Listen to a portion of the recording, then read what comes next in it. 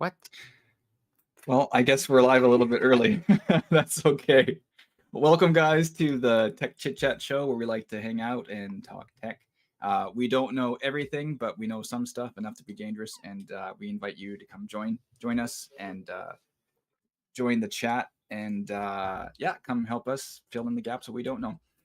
For those who are longtime viewers, you may notice that there's a little bit of a change today. Our longtime friend in crime is not here at the moment, Ken or Northern Viking, currently busy, but we hope to have him back in the future. But for now, it's just Andrew and myself, and we're also trying out some new streaming software. So if there is weird glitches and foibles and whatever, just be patient with us. And so this is our first time trying out a new setup. So we're going to see, as you can tell, we already went live and all of that a little early. But anyway, so to you guys out there, welcome aboard. I'm glad to have you here. Today's episode, we are looking to talk about Nintendo Switch 2 and backwards compatibility, as well as Microsoft's kind of introduction to handhelds with Asus ROG, which we're talking about. And something near the end I'll also be talking about for those in Canada is about, GameStop, but there's also this electronic boutiques and renaming branding stuff that's going on. So that's more of a local Canadian thing, but we're going to talk about that too. So anyway, happy Monday, Andrew. Are you excited Happy for today's Monday episode? to you. It's good to see you. Yeah, no, good to be here. It's a little bit different for me. Usually, I'm not the one taking the lead in hosting. Usually, that would be Ken. So I'll try it. Again, I don't think I'll do as well as Ken, but we'll try it. Should we jump off into our first article of the day? All right, let's go. Oh. So there you go. You got it? All right. Yeah. So first off, we are looking at Nintendo's backwards compatibility with Switch 2 games. Switch 1 on the Switch 2 and backwards compatibility, which personally I am excited about. But first, Andrew, I'd just like to know if you have any. Neither of us have a Switch 2 yet, as far as I'm aware. But do you have any impressions so far? Are you excited about backwards compatibility and what you've seen so far?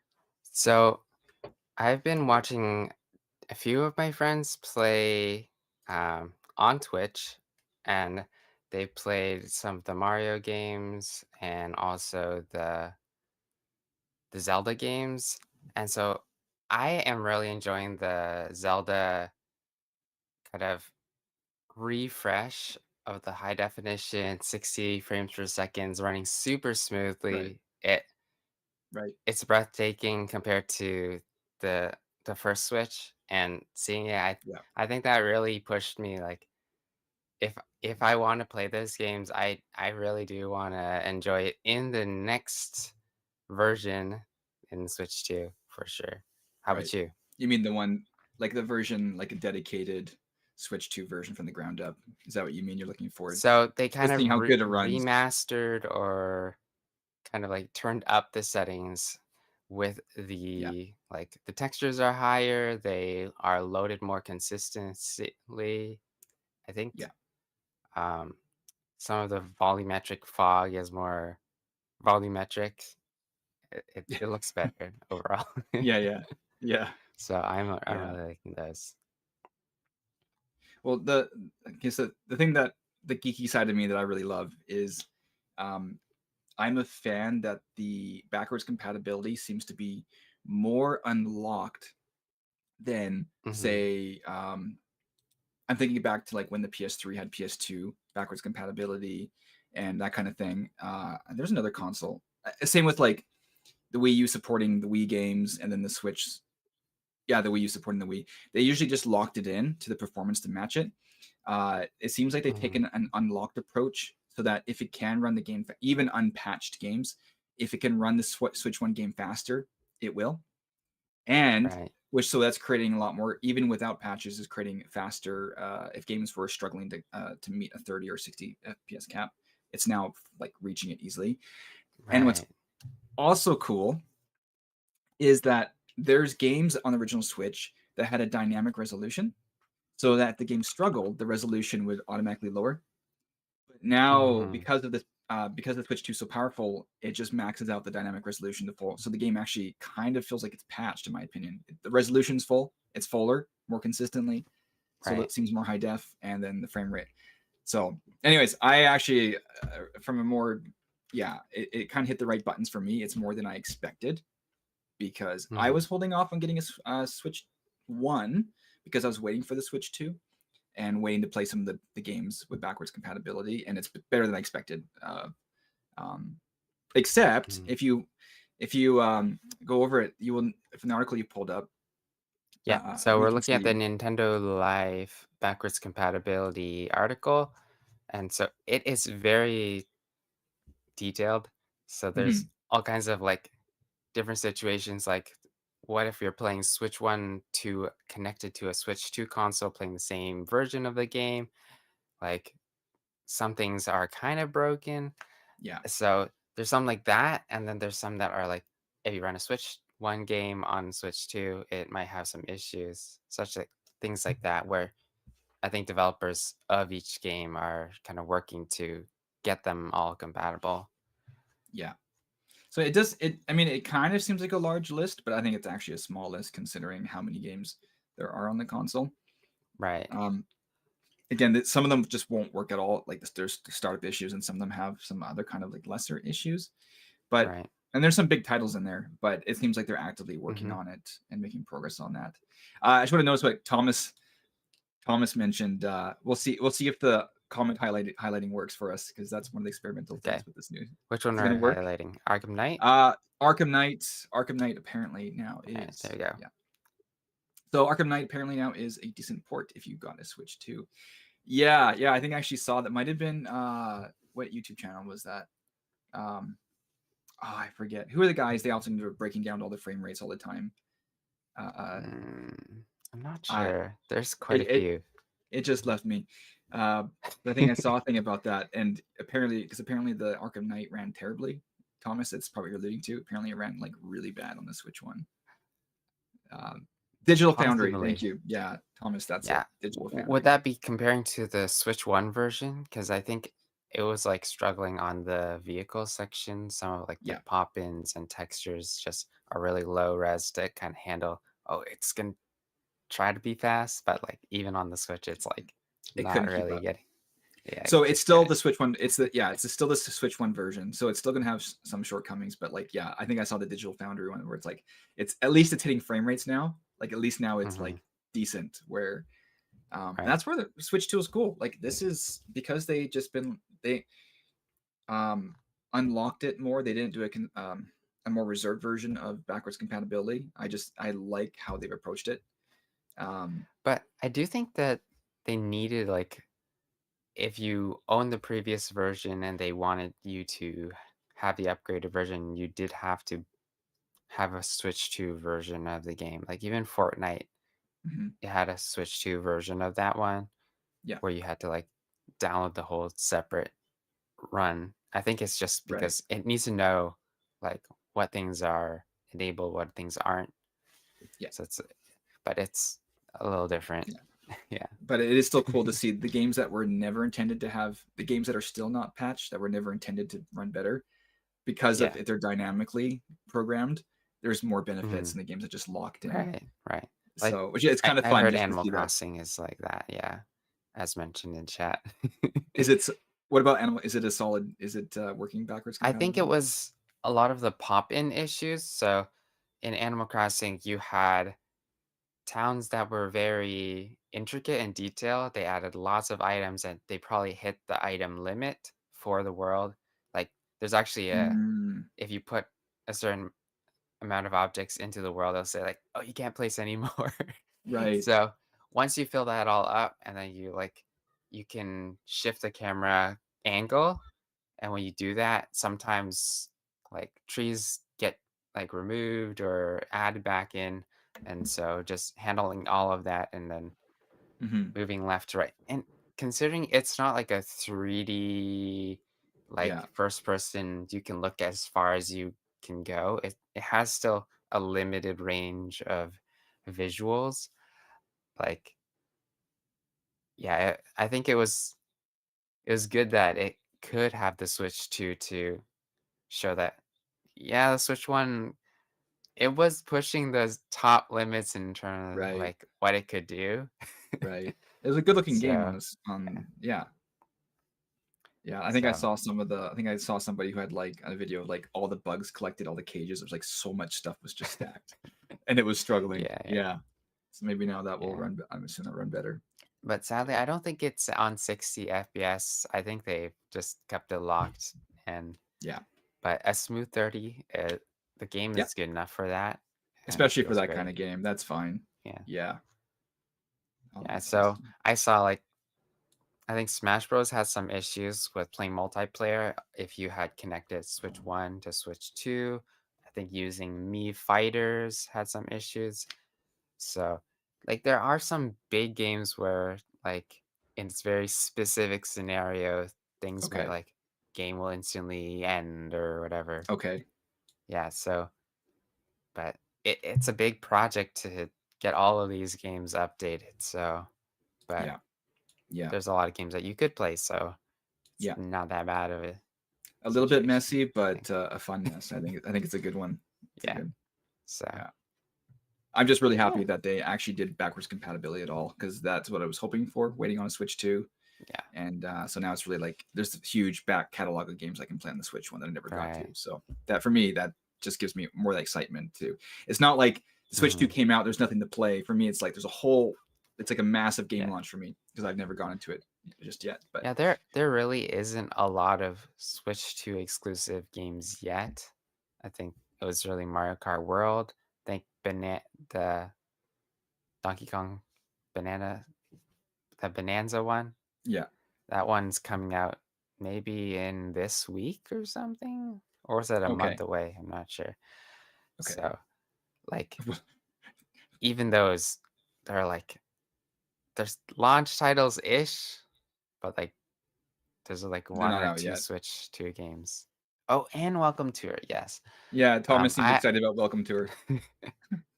or Tamagotchi Life. So, I think Tamagotchi Life was a Switch 1 or a Nintendo Switch game, so you could play it on both, and so I am excited about that. Yeah, Welcome Tamagotchi. Tour, um, I watched a friend complete it completely, and yeah, there's a lot of things you really can't share unless you're, like, in person, like, experiencing the 60 versus 120 frames per second, the HDR, the HD rumble. You just can't show that on, like, if you're Yeah, playing it on stream or whatever. And so being in person to feel it, that's pretty crazy. Yeah. yeah. Thomas, I want to know, Thomas, are you going to get Welcome Tour? Is that going to be your go-to launch title for the Switch 2? Update us. Let us know, Thomas.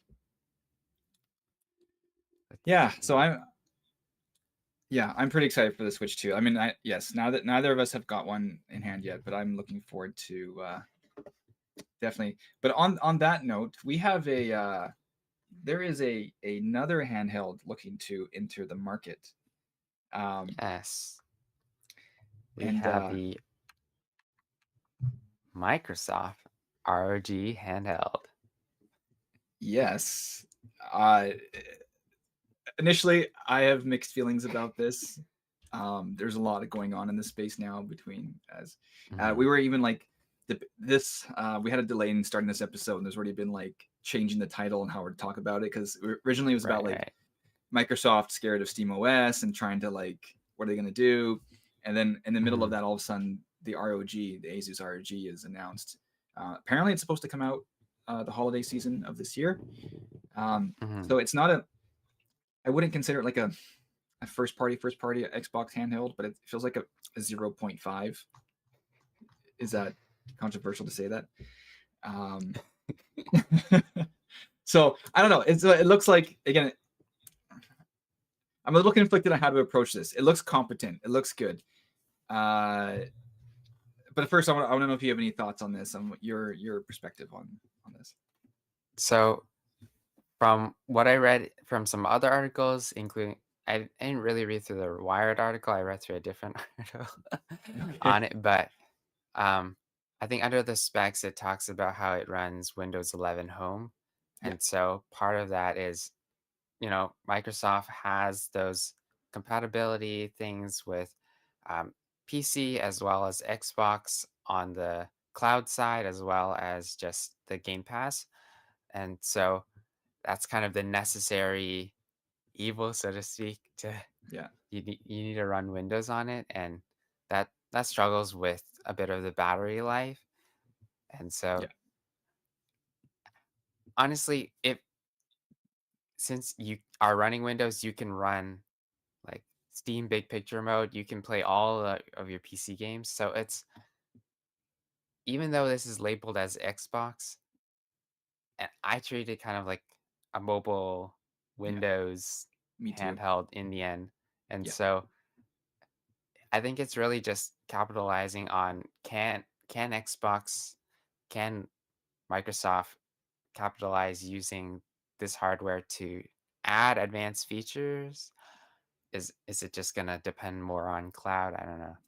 So Thomas Thomas is commenting saying it's Windows it's 8.2. Windows 8.2. I, Yeah. to be honest, I had that thought too. I think when they're like touch interface, I'm like, this is Windows 8. Um, and no, I don't think Josiah's saying worst laptop. I mean, it's kind of like a Steam Deck, but so the one takeaway I took, because when we were first going to talk about it, I was going to mention like uh, the performance comparison that one YouTuber did between two handhelds. One was a Windows version, the other was SteamOS, which more recently Mhm. came out. And yes, there was like a 5 to 15% performance difference better for SteamOS with the same hardware, which is significant. But the bigger thing I thought was way better battery life on the SteamOS version. The Right. Windows version was just had terrible battery life. Like you want to play your basic 2D indie game, you know, Mhm. it seems like the background tasks in Windows is just gonna eat your battery regardless. Where the Steam OS is like, yeah, you want to Yeah. play for 7, 8 hours, go ahead. Um, so yeah, th- I'm actually also confused about what this device is because it talks about playing Xbox games. Is that only streamed? So you have to have. I'm actually confused right now by the Microsoft Xbox ecosystem in general. And I'm someone who used to be kind of more on top of things, Mhm. and now I'm looking more the outside in. I'm like, what's going on? I'm I'm not sure what I'm buying. So I would actually stay away from this. I'd rather go for a Steam Deck um, or a Nintendo Switch 2 would be like my pick at this point. Um, Mhm. but I will say it seems to have really decent specs. It is an 8 core, 16 thread AMD chip in it, so it's gonna be quite powerful. I'm not sure how strong the graphics. I think the graphics are as well competent and pretty good for what it is. But I'm still just curious about battery life. And it sounds like Microsoft is going to be making a push on that end to make it more better for gaming with Windows. And my hope is that that will push into general Windows as well for like a gaming mode in Windows 11 would be really Right. cool. So yeah, Yeah, I think maybe Windows, the background tasks are just still not as optimized to handle a gaming mode. They gotta yeah, limit it to make it sip less power. Maybe they'll go into ARM and then recompatibilize it to Windows, and then it will run well. And they'll be kind of similar to the Linux paradigm. mm, Like when you're doing Proton, for example, you need yeah, to have like a compatibility layer of like really Windows only games.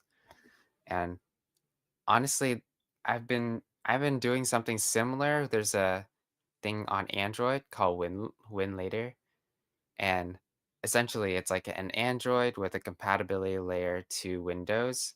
So it re-implements all of the right, Windows calls that it right, needs to run something. right, And there's still some hiccups, but I think that's kind of the deal with today is like which platform runs the most efficient, and then how do you run the games yeah, with the most power. yeah. And And with mobile devices becoming more prominent for gaming, it's actually now a bigger talking point. Uh, right. in that space. I wanted to mention about the Proton layer and that we developed worked on the game. I'm mentioning Corgi Cove. I don't know if I talked to you about this, but I originally built it. It's for Windows and Linux, but I actually removed the Linux port of it on Steam because it would just break. Linux stuff would just break. But then I actually went and tested it with the latest Proton layer with Steam, and it runs the Windows build fine. Like it works now. I'm like, so do I even need to make a Linux port? Like it would probably still maybe be some benefit there, but it's just a lower graphic. It's not a super intensive game, but it was just like, huh. So I found more stability for now to just remove the native Linux build for whatever reason was causing issues, and to just so it would default to the Proton layer, so that I imagine it will actually work on Steam Deck now, where before it may have been even breaking because of the native Linux port. So anyway, I'm a fan of the Proton layer. It's pretty cool and it makes things work that is broken. So anyway, Yeah, that's a I whole other had topic. similar issues as well, porting to Linux. I was using Yeah, a Godot game engine porting to Linux, and yeah, using the Proton layer conversion is it runs more stable. yeah. Not Proton, like for example, on WinLater, it it works more accurately for some reason. I think if you develop with Windows as intention, I think often you have to like make workarounds. So yeah. I was What do you thinking think of Thomas's comment Thomas on Steam Deck Deck 2. 2? I think the Valve. I think Valve is going to drop a Deck 2, and this is going to be forgotten in a year or two. Uh, yeah, I think that's quite likely. I think it's quite likely. Um, because I actually think Valve because Valve is waiting for there to be a superior power performance upgrade from their current deck, and I think they're waiting for that right moment where there's that jump where it's just like, yep, now it makes sense. It may not be the most powerful one at the time, but I think they're going to hit a good price performance power per watt. Um, Mhm. yeah, I think Thomas could be right. That could be a likely situation here. So Do you think they will move towards a switch to like power mode where it's still gonna try to run 1080p 60 in handheld mode kind of thing? Is it gonna go like even higher, 2K, 4K? I What think would the you want if you did have one? um, for a Steam Deck 2, if it was a handheld, I would want it to uh, not be embarrassed about using FSR 4, 5 version, whatever version's out, because especially on a handheld, I don't think you're going to notice the scaling artifacts, especially the current versions are getting so good. I would say if you want to internal render it at 720p and upscale it to whatever, I think that would Mhm. be cool on when it's in this just in the handheld mode. Um, I don't know. I personally, I like the idea of being able to have options of locking in. If I want to lock in at 30 FPS and have it really just solid 30, um, like especially with the controller support or whatever options, I'm good with. Give me battery life if I'm playing a game. Give me options. Um, yeah, but I'm someone where my gaming and stuff has changed. I'm not much of a gamer anymore, so I'm not sure I'm the right Fair enough. person to. I go back to the. I just keep going back to like Dirt Rally, so I don't play that much That's a anymore. solid game. I've It's enjoyed just that. yeah.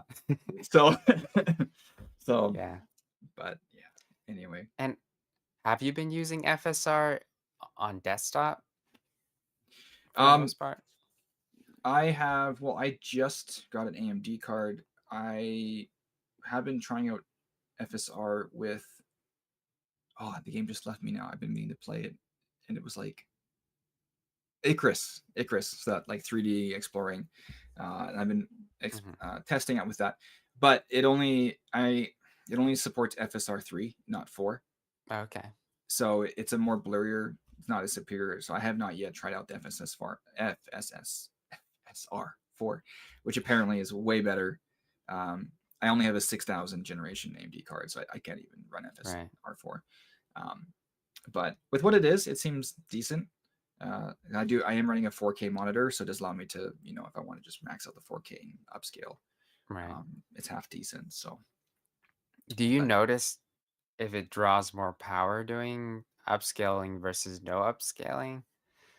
I think it does, but it's going to be that in between. So if you're upscaling from 1080 to 4K per se, it's probably Mhm. going to be a power draw somewhere more in the middle, kind of between those, closer to Between 4K. actual native Yeah, 4K kinda, yeah. yeah, Between the native so, 1080 and native 4, it's going to be somewhere in the middle. yeah. So Maybe the handhelds have to capitalize on improving the chips to do upscaling more efficiently, and then yeah. who knows? Well, side note with, again, back to the Switch 2, there was that really well received racing game that looks like F-Zero, or on Sony it was the other.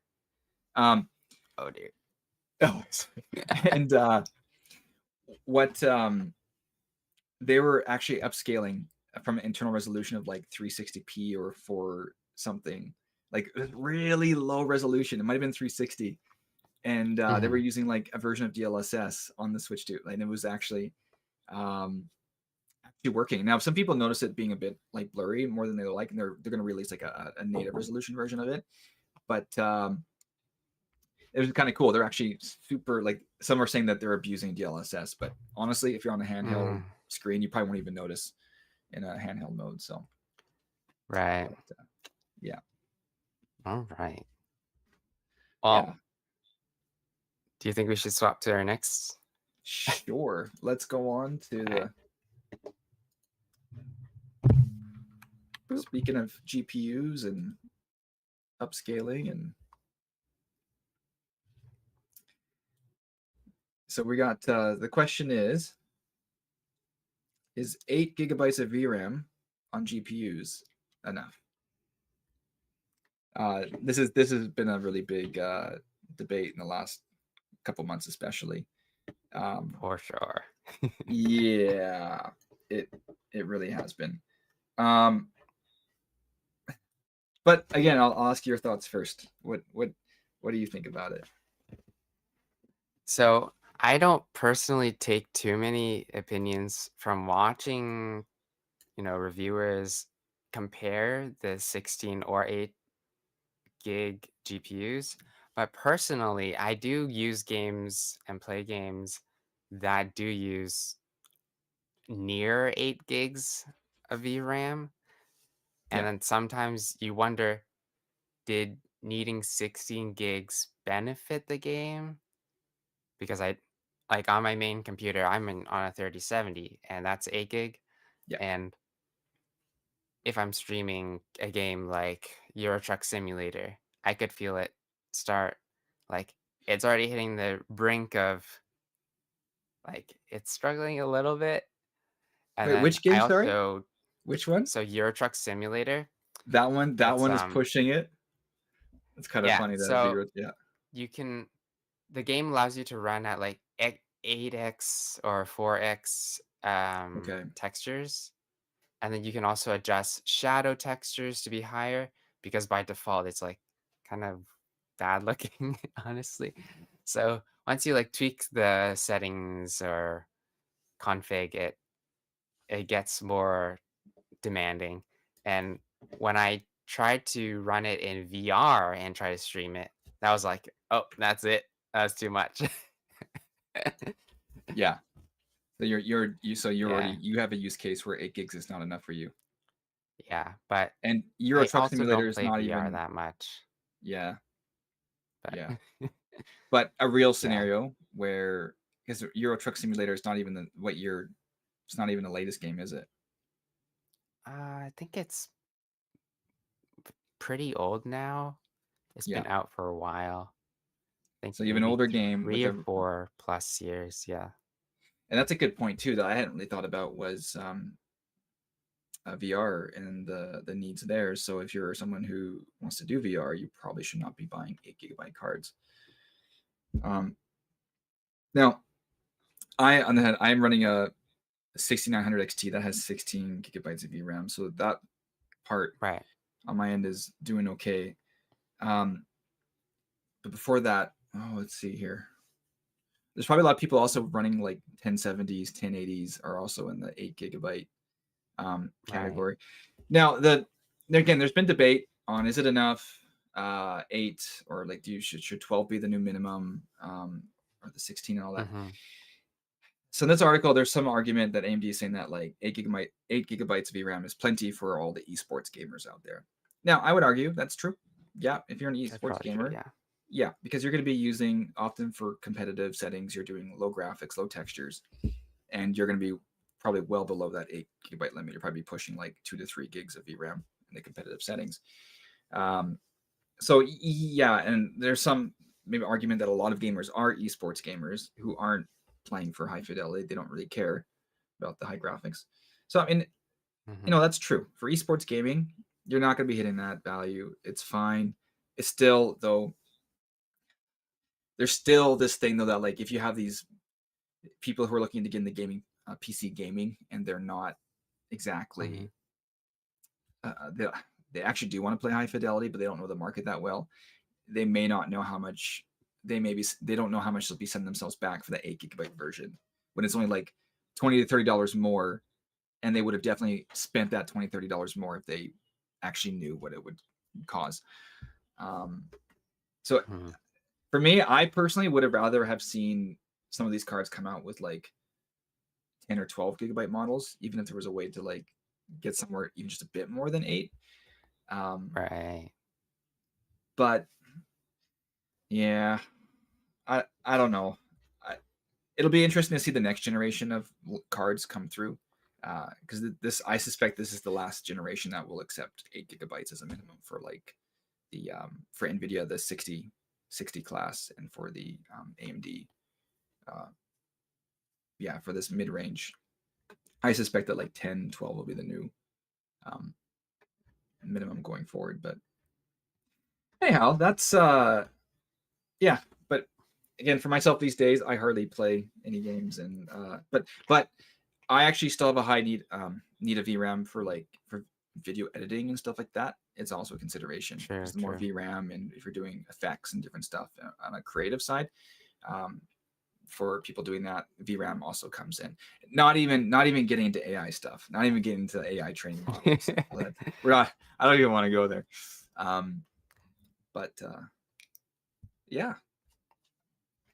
So, and I'm trying to think the Switch 2. I think not that it's important. I think it's pushing. Was it 12 gigs of RAM altogether? I I don't know on top of my head. think it was 12, but then they're able though to portion. They can partition if they want to use 8 for or 9 for VRAM or whatever. But then anyway, that's a Right. whole different thing. That's a little bit more nitty gritty. I won't jump into that. So Thomas mentions that he had troubles with Indiana Jones using VRAM, so perhaps okay, there are some like if you play modern recent games and you just want to hit a decent quality, it's like, oh, they wanted to use all the textures and then it fills up. Is there any and other then you're out of luck. game? Yeah, that Yeah, Indiana Jones makes sense because it forces ray tracing, and yeah. it needs VRAM. Yeah, I think maybe Monster Hunter World, maybe there's like if you want to play decent high settings, it mhm, wants even more VRAM. So yeah, I think it's today it's like asking, do you want to play all the modern titles at higher fidelities? And you kind of have to do your research. Do you need yeah, your 16 gigs ASAP? yeah. Are you gonna buy the 8 gig and find out I need more and return it to get the 16 gig? I have a solution I think out there, a stopgap. What do you think? Be uh learn to be content with 720p and just embrace it. Embrace 720p. And if you can go so far, side tangent, I'm actually a fan of like 480p gaming. I wish, and my desire there would be like more UIs built for low res gaming so that I could game at modern games at 480p. No anti-aliasing, all that chunkiness, uh, and then push all the fidelity at 480p. And that's what I hope for is developers to go lower Max out the res. frame rate. tons of frame rate, tons of fidelity, but just rework UI for low res um, gaming Mm, support, and I'm a fan. That's what I actually hope for.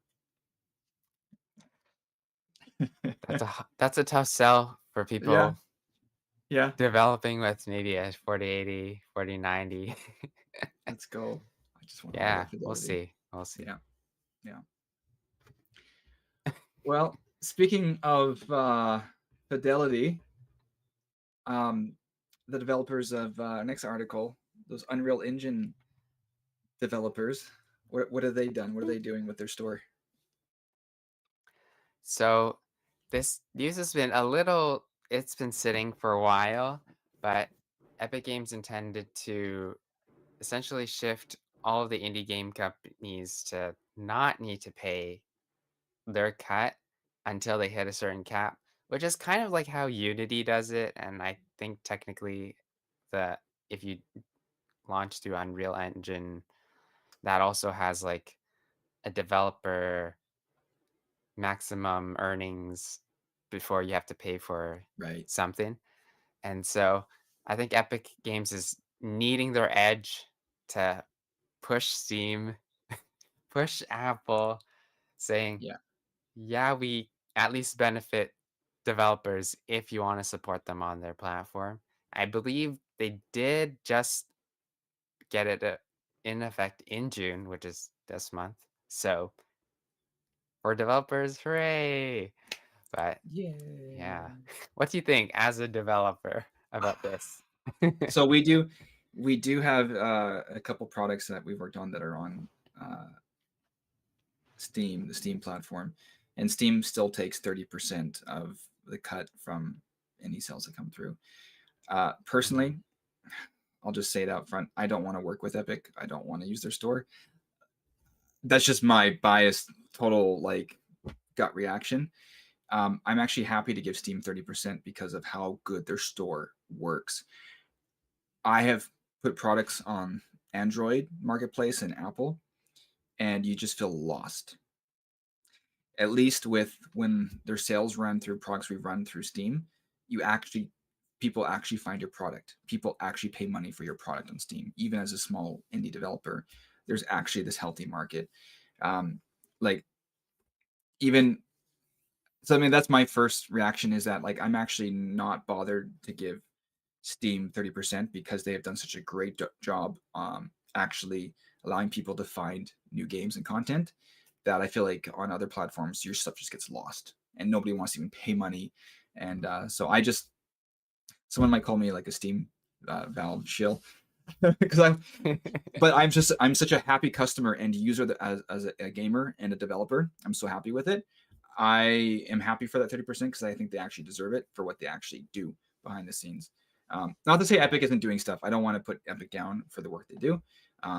But I'm not angry with Steam for taking 30%. I'm not bothered. Yeah. So I think me, you, and Thomas agrees. It's that market share and all the features.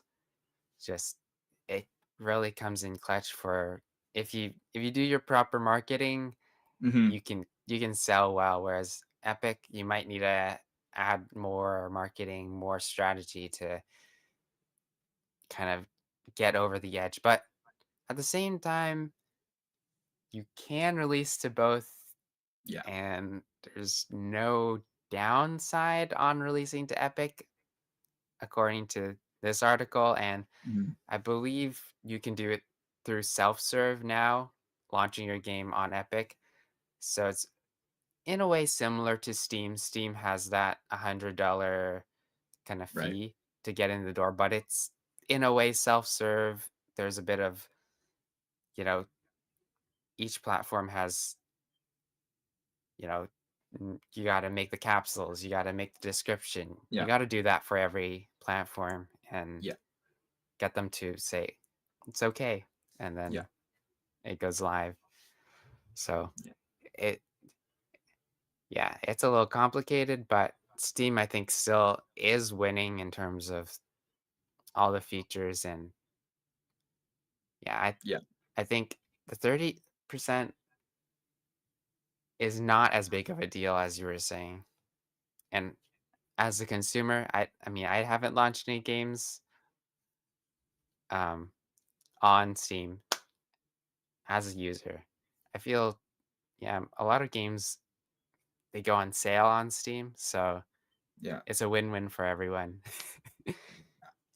it's a healthy environment. I'm just a side note too as well, with the $100 Steam fee that you pay per game. If I'm correct, if your game makes a certain amount of money, you get that money back anyway. So I'm totally like this. So if your game is worth anything, it should make that fee back. So it's not even really a barrier, really, in a way, Right. as long as you have a competent product. Um, so yeah, uh, not to hate on, like, maybe it sounds like I'm hating on Epic. But I'm not, as a developer. I actually am not inclined. That news doesn't actually entice me at all to go to their platform. It's more than that. That is not what's keeping me from Epic Store. Mhm. So So I highlighted a little bit, but Thomas mentions, what about Epic exclusivity? As a developer, do you think that influences you in any way if you were given a deal to put your game as an exclusive, or mhm, maybe you are able to put your game as a free game of the week, mhm. which is pretty huge in on the platform of Epic, even if it's technically smaller than Steam Yeah. front page. Well, apparently from this article, it seems that apparently it's like they didn't have like the 10 billion that Steam got, but they got 1 billion only. It still seems pretty healthy to me, to be honest. I'm like, wow, that's more. It's actually more than I thought they had. Um, so, Mhm. but so my bias will now come out. I don't want to work with them. This is now my Fair hot enough. take, biased. I'm not saying I'm being reasonable. It's I actually have my reservations for my own reasons that I don't want to work with them. Fair enough. But not to discredit or speak badly with anyone who is working with them. I don't want to do that, but just my Yeah. own personal bias.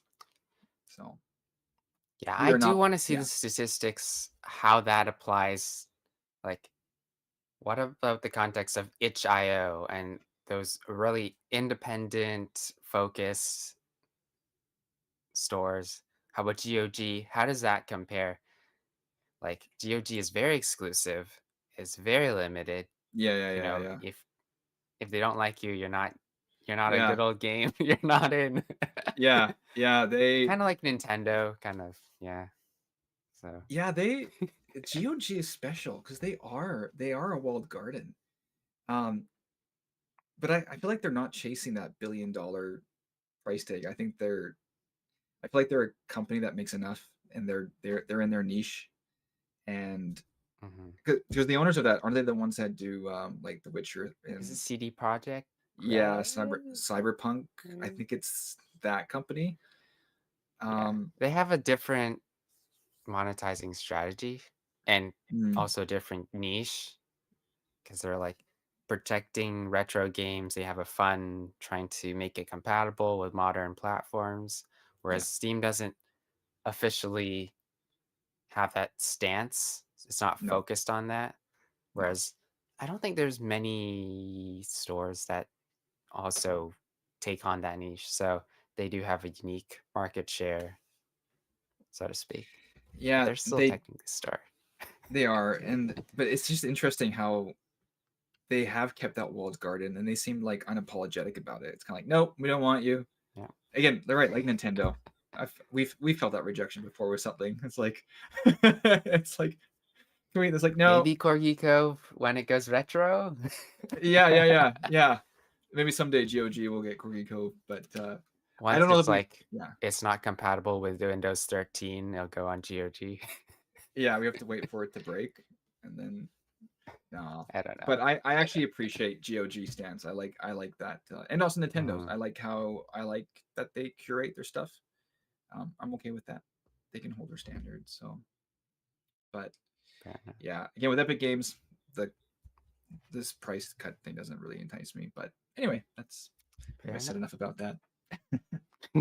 Yeah, I should stop talking. All right. Wow. With that said, this is our last article of the night, I think. Yeah. We are looking at the big marketing change with GameStop turning back into EB Games. But Woo! now again, this is more, I think, more local. I think this would be a Canadian thing, if I'm correct.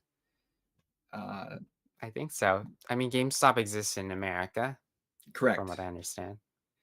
And if I'm correct, EB Games, because now they're GameStop, but they used to be EB Games, and apparently now it's going back to EB Games branding in Canada.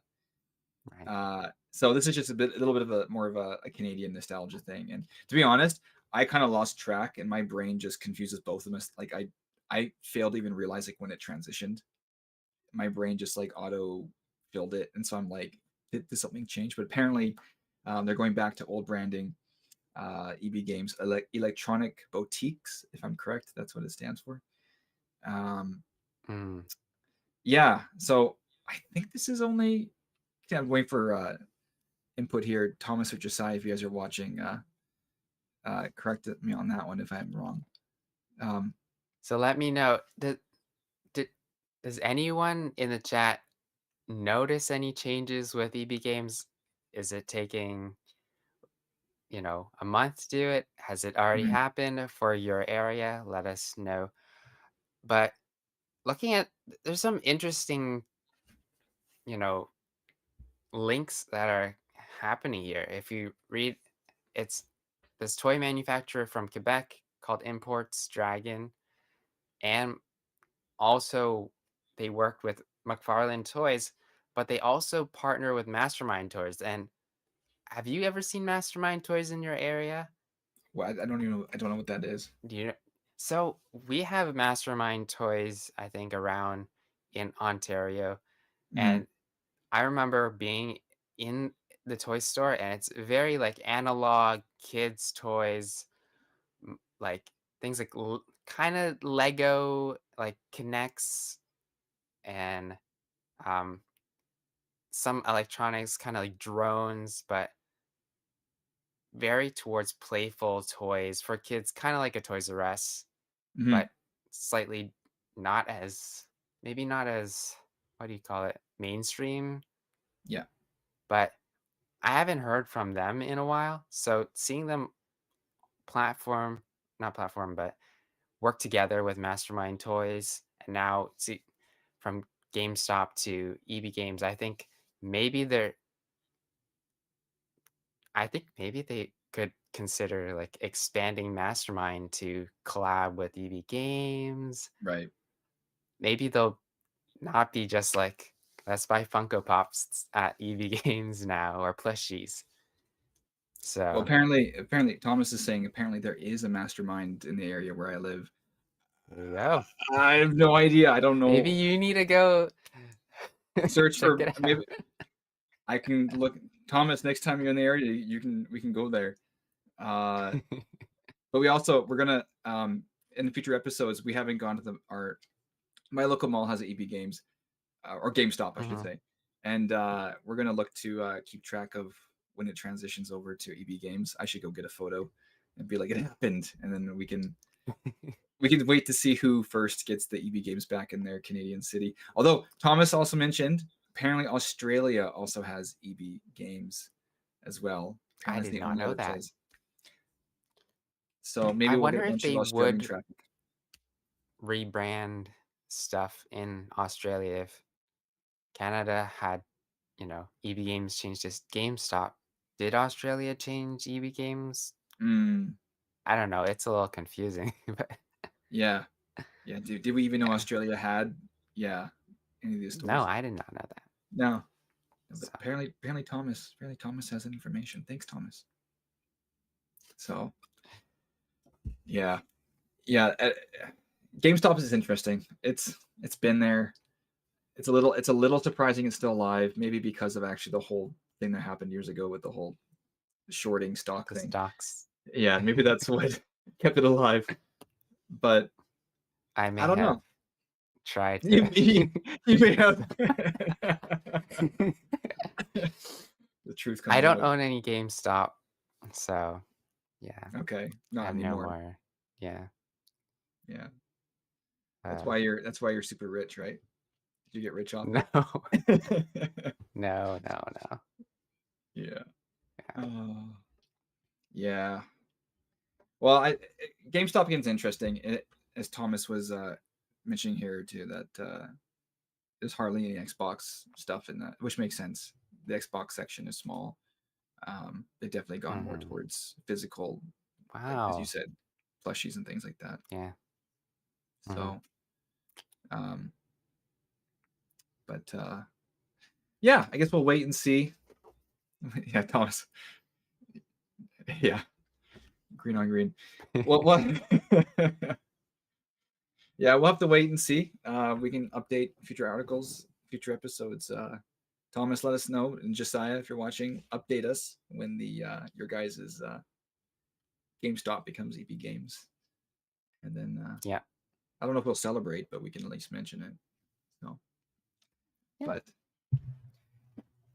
yeah, so that's.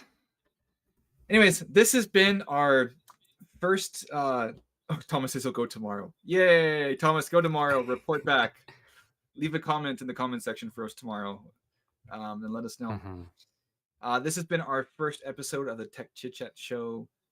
What did I say? Sans Northern Viking. Um, and again, this has been our test run of our new just software and stuff like that, getting all the moving parts together, which has been Yep. Yep. it. We had meant to stream last week, and now we're here. It's now it worked, and things were breaking again just before we started. It was like, oh no, fix it, fix Yeah. it. Yeah. So, um, but yeah, leave comments. Just you know, if there's anything you found glitchy or whatever, let us know. But hopefully this is working out. And yeah, Yeah. so And I think we do have a question of the week. question of the week. Did you purchase games from EB Games?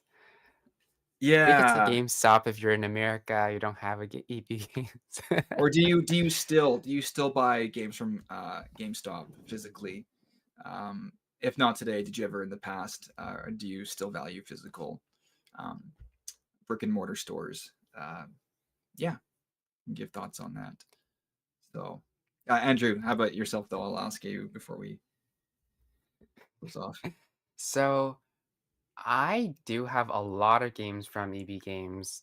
I think growing up, I bought a lot of Wii games and DS games from Mhm. there, and all of them used. I think Okay. maybe one game not used. I think I bought Pokemon Diamond from EB Games. I bought it full price. And as a child, I was shocked at the tax. I was like, what? There's Right. 10% more, Yeah. 30% more money I have to pay. Yeah. 35 becomes $40. Yeah. As Yeah. a kid, yeah. So, yeah. But I did not buy many games, I think, after COVID or slightly before COVID. All of them, I think I got from like eBay, but used. I Yeah. think there's often, I think, better deals elsewhere. And trading in games, I did not try to do any of that. Did you try to trade any games on EB Games before? I think I traded not with EB Games. I think one place back in the day, and then I regretted it. Went back and said, "Can I actually not do that deal?" I was a Right. kid, and it was just like not a good. Yeah. I don't know if I ever did that at EB Games though. Maybe there was another place, local place called Willow Video that maybe I did once, but I generally don't think I think if I sold stuff, it was actually through Amazon back in the day. I would sell stuff through Amazon as a reseller, Mhm. but I don't know if I actually sold to EB Games or GameStop. Yeah, Fair enough. but these days, I the only physical media I buy is used games again from that same Willow Video store. Last things I bought was Resistance 1 and 2 for the PS3. I Okay, paid what like kind of two game is that? first person I shooter. It don't was think like I've heard of it. It was like a launch Oh, title okay. for the PS3 or a near launch title. It was kind of a Okay. competitor to Halo kind of thing. Uh, Nice. so I bought the first and second one for like $2 a piece or something. I was like, okay, I'll That's buy a good that. deal. Yeah. So, and it was a first person The shooter where steal. you can play split screen with a friend, so that Halo kind of co-op thing through a Nice. campaign. So, um, I've been wanting to play that through with one of my brothers, but still haven't gotten to that. I need another PS3 controller that actually works. Anyway, Gotcha. with that said, So yeah, Thomas yeah. also mentioned something.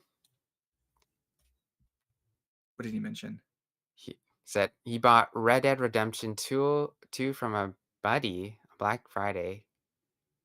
And They ID'd what? me. ID'd him. And they ID'd you? Yeah. Oh, for your buddy. Yes. Yes. Yeah. Well, it is a mature game. Yeah. Well, they ID'd the guy that's 6'7", which is kind of funny. So maybe I got your height wrong, Thomas, but yeah. Wow. That does make sense. Yeah. Yeah. Thompson mentions buying and selling on Facebook Marketplace, pushing EB Games from maybe not getting most of those Yeah. steals from people Yeah. selling back to them.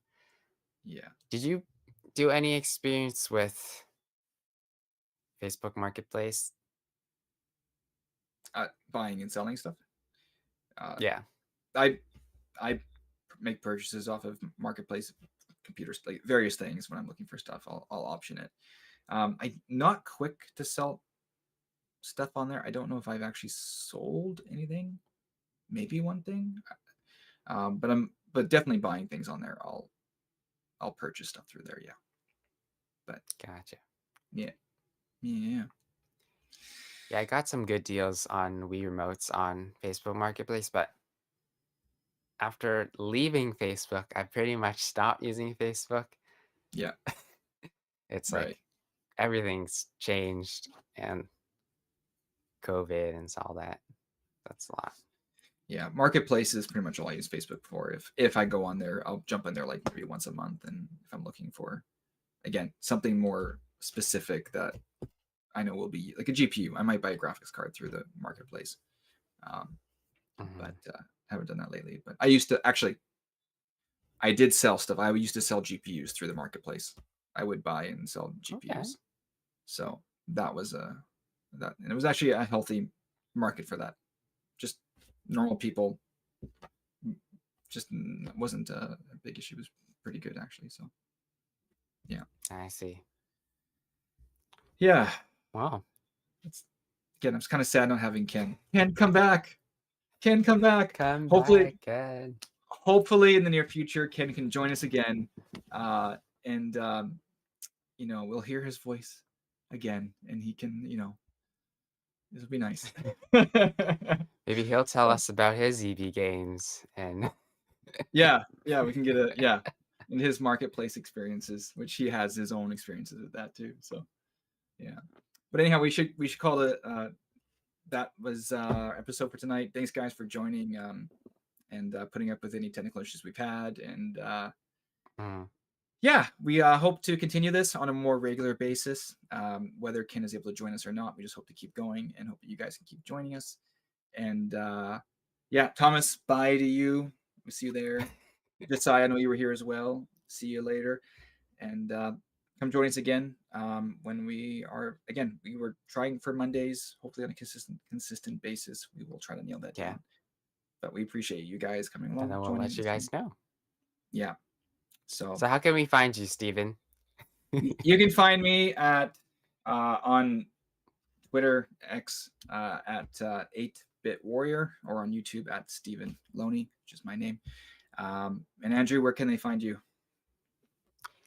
You can find me on Twitch as YoshiOST, or you could check out all my stuff on YoshiOST.com, and I'm Get YoshiOST on X/Twitter.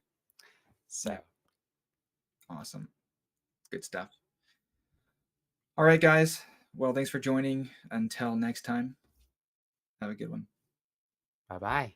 Ciao.